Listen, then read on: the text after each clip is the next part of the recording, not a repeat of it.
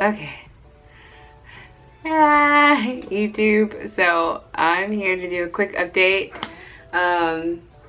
As of my last video, which was my pregnancy picture vlog thing, which I'm so glad I took those pictures every week. So yes, you guys, he's here. Yay, Bryson's here.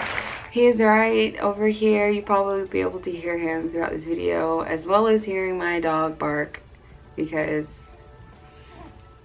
what's peace anymore? Who knows? Okay, so anyway, labor and delivery. Let's start with that. My labor and delivery was interesting. I literally could have died.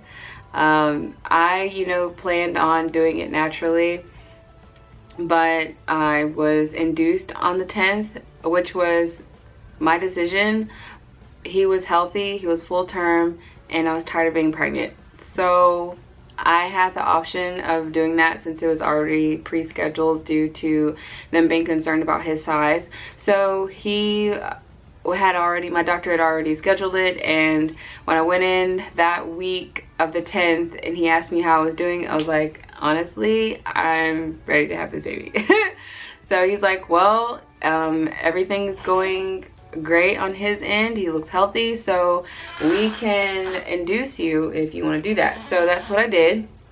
I went in on the 10th at like 5 o'clock in the morning, Mason and I, and they started the Pitocin, and I was perfectly fine. Like, I was handling the contractions well. I was on my bouncy ball, and I don't even know how far it had passed, but the nurse came in and were like, okay, so you can make the decision if you want to get your water broken or not. So, but if you get your water broken, it's going to speed up the process.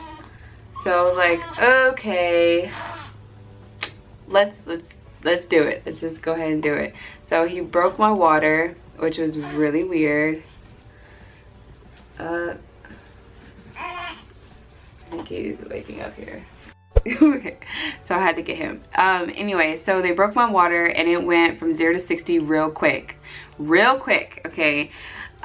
First of all, being induced, your labor is not going to be as easy. Okay, so I tried to do it naturally. When he broke my water, the contractions, it felt like I didn't have that much time in between, and so I'm laying down in the bed, and my mom and Mason were in the room the whole time, and I needed to get up. Like, I felt like I needed to get up in order to find some position in order to get these to feel a little bit better during these contractions. So I'm sitting up on the side of the bed, Mason's in front of me. I'm like crying. Oh my gosh, it was so bad when those contractions would hit, and I would try to squat, and my mom, she's old school, she's like, oh my god, get up April, and I'm like, no, crying. And 15-20 minutes of that, I was like, I can't do it, Mason, I can't do it. And he's like, your foot's okay, it's okay. I like, call the nurse, please call the nurse so I can get an epidural. So I got an epidural.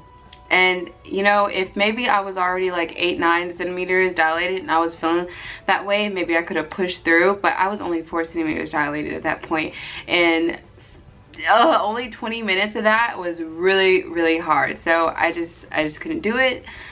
I was like, I feel like a failure.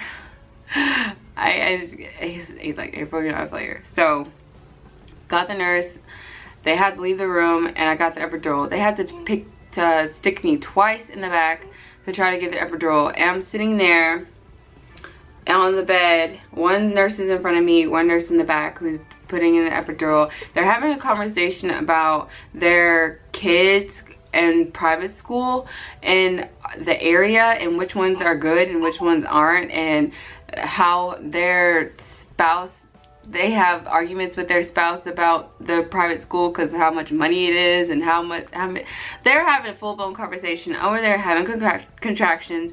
And when she stuck it in the first time, on my left side, it would hurt so bad. And when she would put pressure on that side, like, I was like, she's like, what side does it hurt on? I'm like, my left side, it hurts, and I'm crying.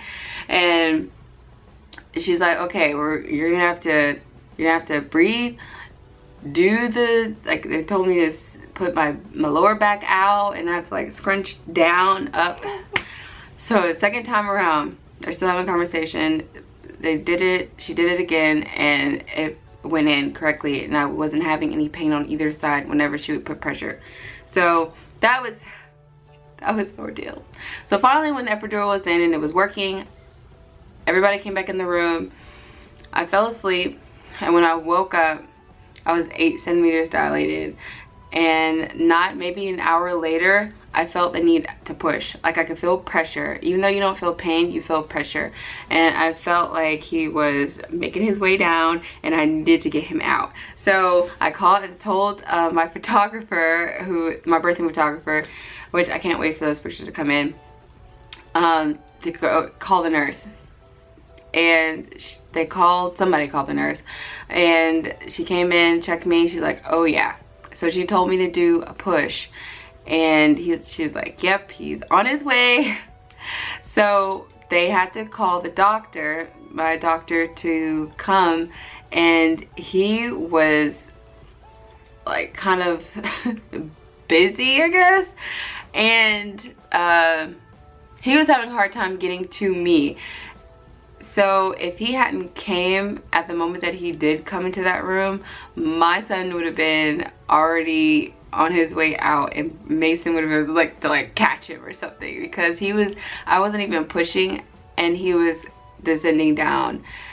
So finally, when the doctor came, I did like 3 or 4 pushes, and he came, and there's a video, and of course there's probably gonna be pictures of that moment that I saw him. I'm gonna cry.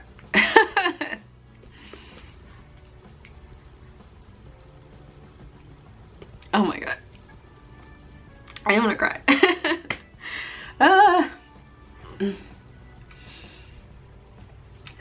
That moment that I saw him, I like burst into tears, because he was perfect, and he was here, and he's healthy.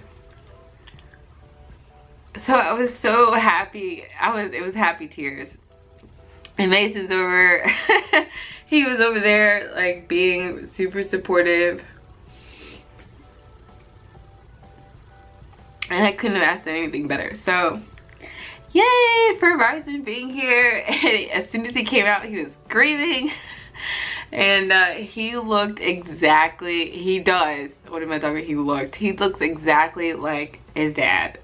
It's like, did Mason birth you, or did I carry you and birth you? Because you look hardly anything like me. He has a few features that resemble me, but he looks a spitting image of his dad. So after he came out, they took him away, and that's when, for me, everything went downhill. I remember the doctor is stitching me up. I didn't tear that much, and getting the afterbirth or whatever out, and Mason was there, and he's like, I'm gonna go see Bryson. Okay, I'm like, yeah, see him. And oh yeah, they did put him on my chest when they brought him out, when he came out. But then, you know, they took him over in the room, and they cleaned him up and stuff, and Mason and my mom and all were over there looking at him. And the doctor stitched me up. He said everything was okay, and all of a sudden I started getting the shakes, like super bad. I felt like I was really cold, but it wasn't that cold in the room. And the doctor left, and that's when apparently I lost a lot of blood. So I remember almost like blacking out. They kind of lifted up the bed a little bit, and everything's like, my hearing started going, my eyes started kind of like shutting, Like, I feel like everything was like going dim. And I was like, oh my god, this is the end. So I had a postpartum hemorrhage. They said I passed a clot. I was like larger than a softball. Like, so I lost a lot of blood. I had passed a huge clot. I had postpartum hemorrhaging. Then I was shaking super bad to the point I couldn't breastfeed him. I couldn't hold him. I couldn't function, honestly. They gave me some drugs. I had to get 2 units of blood. And then, you know, by the time I woke up, after they gave me the drugs so I could stop shaking, and actually I fell asleep, I woke up maybe 5 hours later and I was able to see him. So yeah, it was a really traumatic experience, but it was also beautiful because I got a little baby boy. Let's see, am I missing anything? But yeah, guys, he was born December 10th at 5:14 p.m. and he was 19 inches long and 5 pounds 10 ounces. So as of right now though, he is, so we had a doctor's appointment today, he is 6 pounds 2 ounces and he's about 20.5 inches long and he's doing great. So I do have to give him vitamin D drops, but apparently that's normal, especially for breastfed babies. And what else? I've been doing tummy time with him, but we definitely need to make the tummy time longer, and we have to make sure that we switch his head when he's laying down and sleeping. Switch his head, you know, from one side to the other each sleeping session so that he doesn't have a flat spot on either side of his head or on the back of his head. So that's the things that we're working on, huh? We're gonna make sure you don't have a fat head. He's sleeping like a normal newborn every 2-3 hours for a whole 24-hour period. So right now I'm still on maternity leave, so I'm wondering how I'm going to function whenever I have to go back to work. So hopefully we'll have a really good schedule down and I'll be able to function, so I'm not like dozing off at work or anything. Yeah, so that's my update really. I'll show you my postpartum belly and my 2-week-old baby. So this is Bryson Alexander. Hey baby. He gives the funniest facial expressions. He's so funny. He's so cute too. And this is my postpartum belly. I can't believe there's no more baby in there. So this is about 2 weeks postpartum. It's still dark and I still have the line, but time. Oh yeah. So until next time, bye. Tummy time gone, nap time. No, his eyes are open.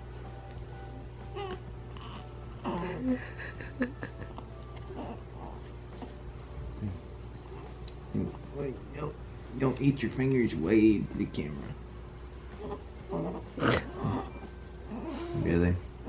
Is life that bad? Get your head sideways. There you go. Oh, he did it. There you go. Yay, I got it on camera. There you go. Good job. Let's Scoot him back. How you doing? Looks like he has really bad acne in this camera.